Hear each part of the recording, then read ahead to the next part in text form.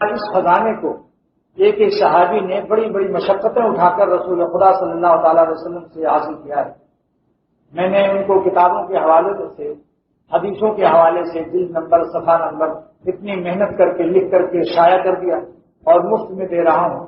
رسول اللہ صلی اللہ تعالی وسلم کا خزانہ ہے، اس کے اندر تمام اس قسم کی دعائیں ہیں کہ انشاءاللہ تعالیٰ اگر اس پر عمل کر لیا جائے تو مجھے امید ہے کہ میدان محشر میں اس کا بیڑا پار ہو جائے۔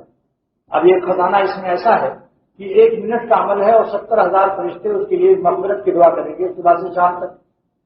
اور باللہ السمیع العلیم من الشیطان الرجیم 3 دفعہ پڑھ کر سورہ حشر کی آخری 3 آیتیں ہیں، وہ اللہ الذی لا الہ الا اللہ سے آخر تک، جس کے اندر یہ سب دعائیں ہیں۔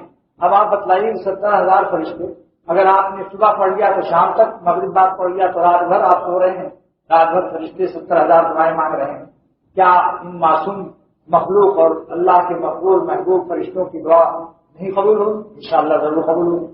اور اگر اس وظیفے کے پڑھنے والوں کو جس وقت بھی اپنے وقت پر موت آئے گی، شہادت کی موت نصیب ہوگی،